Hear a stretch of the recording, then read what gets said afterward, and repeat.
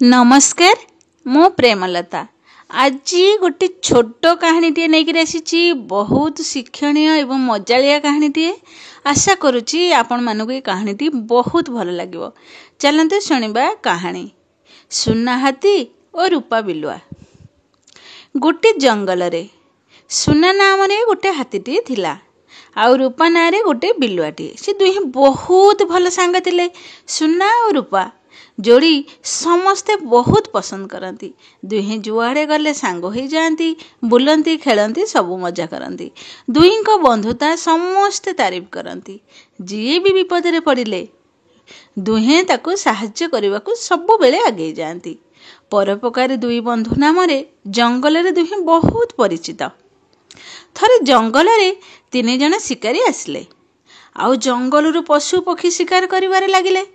जंगल रे चहल पड़गला, समस्ते आतंक खेलीगला चारिआडे। केमिति केउ उपाय रे आसी से माने शिकार करुथिले काहाको किछि जଣା पडु नथिला। जंगल रु पशु पक्षी कमिबाकू लागिले धीरे धीरे। जंगलर राजा सिंह गोटे सभा डाकिले। समस्ते से सभारे उपस्थित हेले। विचार हैला, बहुत तर्जमा चलिला, हेले किछि भी सुफल मिली परिला नाही। काऊ कहिला, कौन करिवो सबु तमे माने? मु तो काऊ, से तो मते शिकार करिबेनी, मते तो डर नाही, आम जाति की तो डर नाही, किंतु तमे माने कौन करिवो? ठेकुआ कहिला, एमिति डरिले हेबो कि? शिकारी मानकर मुकाबिला करबाकू पड़िबो ना, बुद्धिमतार सहित करबाकू पड़िबो। से माने मनीष ना, तांको उचित शिक्षा देबाकू पड़िबो। मनीष होउछन्ती बोली जहा नाही ता करदेबे।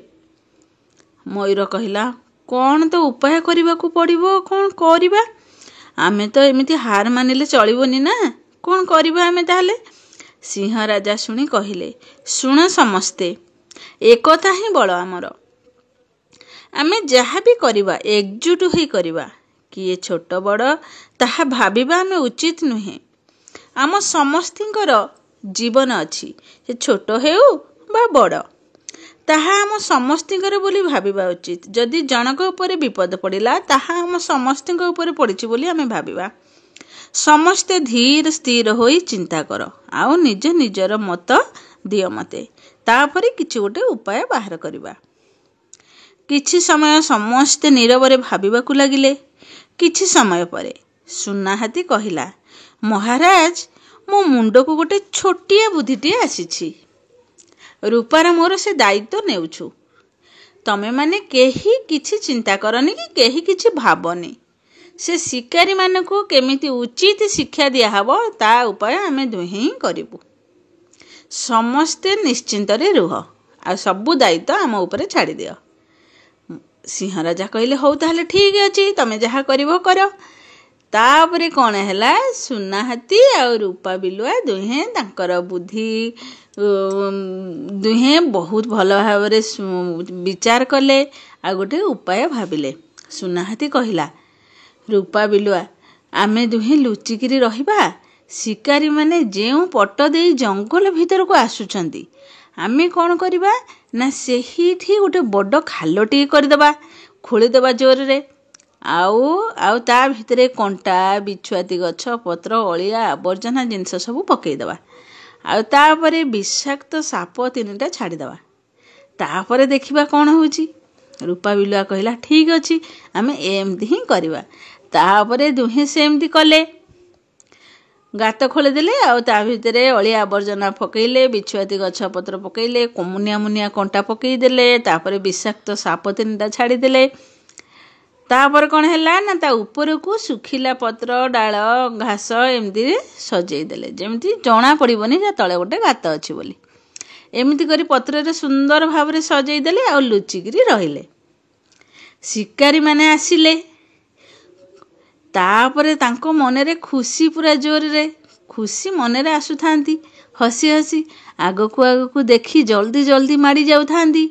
तांको भितरु जणे कहूथाए, आज बहुत शिकार करदेबा, बहुत रोजगार आज करवा।